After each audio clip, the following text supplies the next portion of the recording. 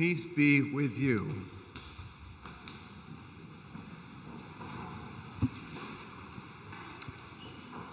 These are the words that Jesus gave to his disciples, and he does so repeatedly. And we see a pattern where he shows them his wounds and he proclaims peace. But there's a broader pattern as well that we see, because these two things go together. But there's a third element as well, which is the sending. And so it is, we see in our reading from the book of Acts that down the line, having received this word, having received this encounter with Jesus, the people of God had a peace.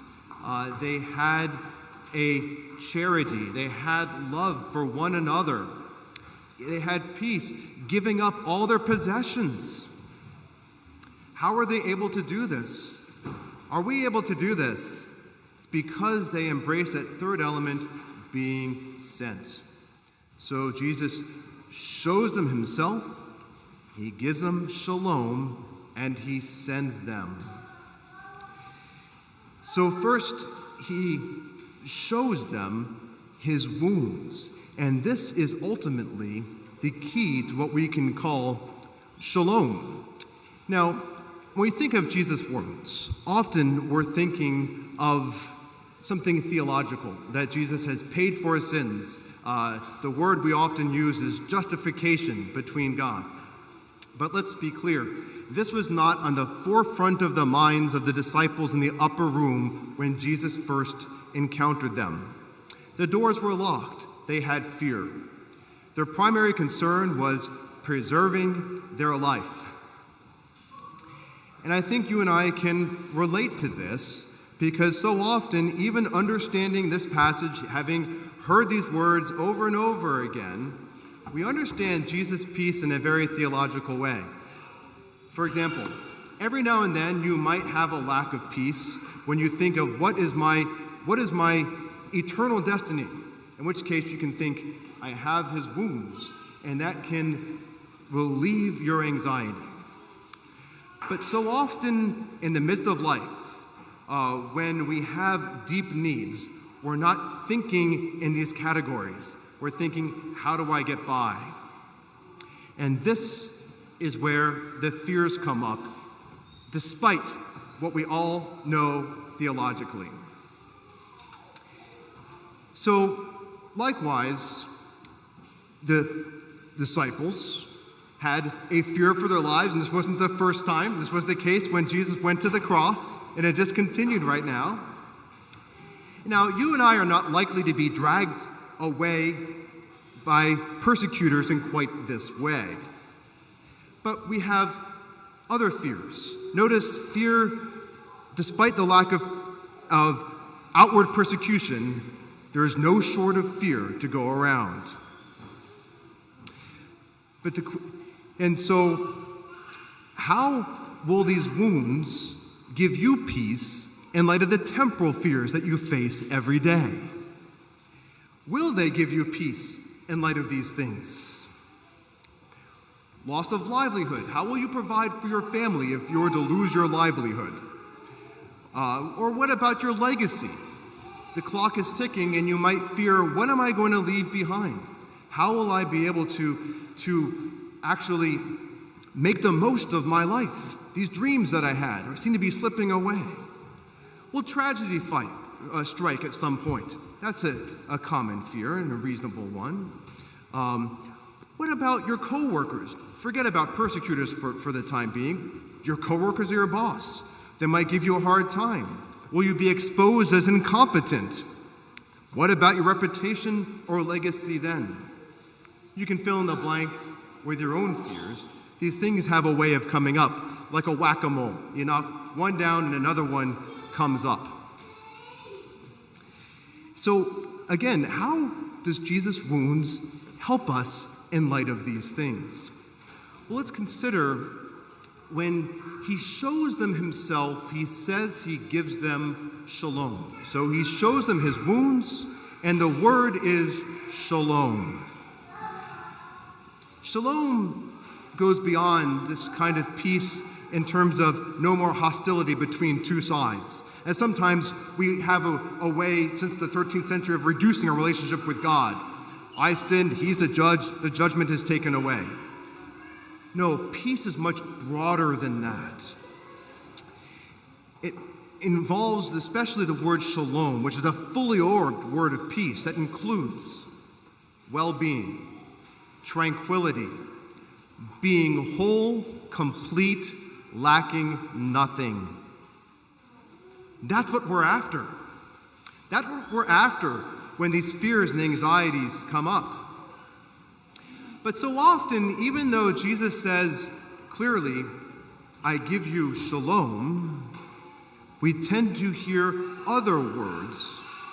And let's reverse the words of Jesus to see the voices that we hear so often. And these words come from someone else. Fear I sow among you. I give you anxiety. As God banished me, so I try to bring you down and condemn you. It sounds absurd, but this is what we hear, and these are the words of the accuser.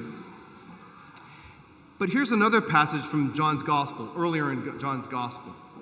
Shouldn't this have more weight than those words?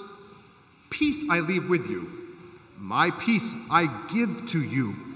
Not as the world gives do I give you.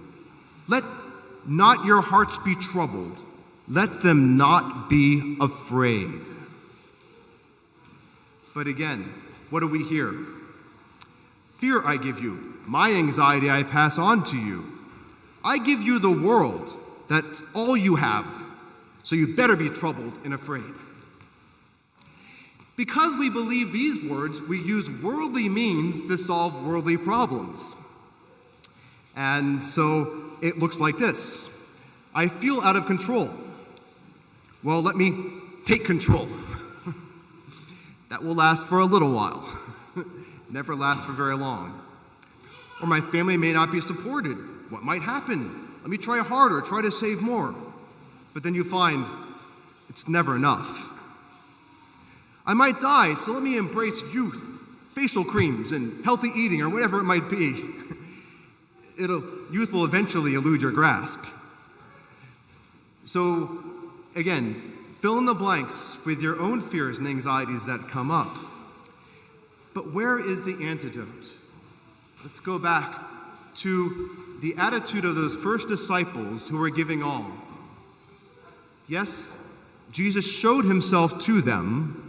Yes, he gave them shalom, but they understood that they were sent. By being sent, they gave all. How were they able to do this? It's because Jesus says, go and be like me. God sent me to give when he shows his wounds, to give myself. And he says, I send you in the same way. Peace be with you. As the Father has sent me, so I send you. So there's a pattern that he shows them for you and me to follow. And herein is the antidote to fear. This is when you understand that you don't need to worry about yourself. You don't need to be preoccupied with self-preservation. This is what some psychologists call the reptilian brain, the internal fight or flight part of your brain that even reptiles have. God calls us to finally get beyond that through his Holy Spirit. But we see this coming to the fore with the disciples locked in the upper room, with Peter denying Jesus 3 times. But that pattern is broken when Jesus says, my love is such that self-giving has no end. That's the message he tells them. They haven't worked out theological ideas of justification and forgiveness of sin and all these kinds of things. That becomes very religious, and that's important. That's good. But first of all, what do they see? They see his self-giving, and they see that love triumphs in the end. Agape, self-sacrificial love has no end. It always rises and gives more. So if this is your lifestyle, what is there to fear? So Jesus is saying, yes, as the Father has sent me, so I send you. Give, and you too will rise again. Be willing to lose everything, and you will have peace. So I gave the example that we just happened to have from the book of Acts, where the people gave their all for all who had need, families and the like. But what about Paul when he was on one of his missionary journeys, when he was being taken on a ship, and he was actually a prisoner, and they encountered some storms. And in the book of Acts, we hear how the people were fearful trying to save the ship, and Paul said, you just have to throw everything overboard. All the food, everything. Stop worrying about trying to save the ship, and you will be saved. Stop worrying about these temporal matters. Think about eternal things. And these things will all have new perspective. The theology of the raging sea. Now, you and I are not on a missionary journey like this, but at times, though, because we lose perspective, the workplace, the various needs, your reputation, your comfort, your lifestyle, all these things, when they seem in jeopardy, feel like raging seas to you and me. So Jesus is saying, just be willing to give it all away. Don't make that your first priority. Be willing to throw everything overboard and follow me. And as the Father has sent me, so I send you. And he says, self-preservation will lead to fear, but self-giving has no end. Later on, as John was able to, St. John the Evangelist was able to absorb these things, he wrote in one of his letters these words, which encapsulate what we've been discussing today. There is no fear in love, but perfect love casts out fear. For fear has to do with punishment, and whoever fears has been perfected in love. Those enemy words that sometimes speak louder than Jesus' words, that's this fear of punishment. Not always vertical with God, but even horizontal punishment. We fear man. We fear all these things. We fear temporal loss. St. Faustina, let me just mention her briefly before I conclude, being Divine Mercy Sunday, she feared nothing, but she lost all. She gave up all comfort and all health. And this is why Jesus said to St. Faustina one day, Pope St. John Paul II used these words when he established this feast day. Humanity will never find peace until it turns with trust to divine mercy. Divine mercy, he repeats. This is the Easter gift that the Church receives from the risen Christ and offers to humanity. Mercy, like shalom, is a fully orbed word. It's not just forgiveness of sins vertically, but it includes the presence of God showing his wounds. It includes shalom, and it includes the sending.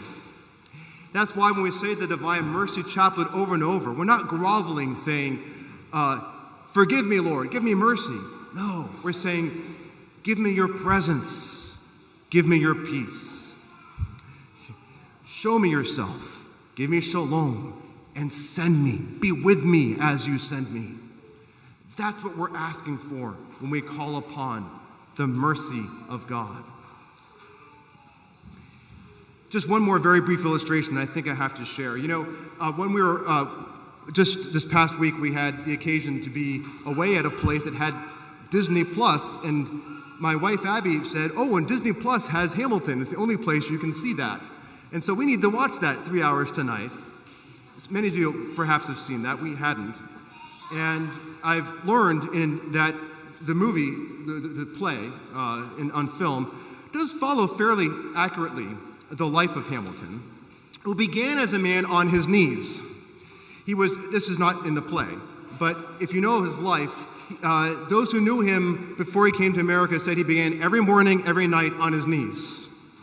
But he lost that. He became a deist. Maybe he didn't become a deist, but he got moved in that deist milieu, which is God is above us, beyond us. We just need to use rationality. That's like the temporal needs, worrying about temporal affairs, and you will lose your peace. And he did.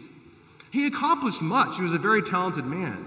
But it was a lot of turmoil in his life, trying to make a name for himself and get things done. But at the end of his life, though, he returned to church-going. He returned to that faith. And if you know his life, even though he had that last duel, that was in some ways because of his honor code, but when he was shot, he gave up even that on his deathbed. He repented of even that honor code, everything temporal. But here's what, again, this isn't in the play, but this is what is known about his life. He said he trusted in mercy on his deathbed. He trusted in mercy. And as a result, he finally had peace. Let's not wait till our deathbeds to let Jesus show us his wound, to let him give us shalom, and to go sent, to bring these eternal things into the present. So yes, you still have temporal needs and problems, but they're relative. Fixing them will not give you shalom. Preoccupation with them will give you the opposite. So yes, tend to these temporal needs. But because they will never all go away, you have an opportunity to bear the wounds of Christ, to give them up with the cross, and be raised with the one who sends you in love. That is shalom.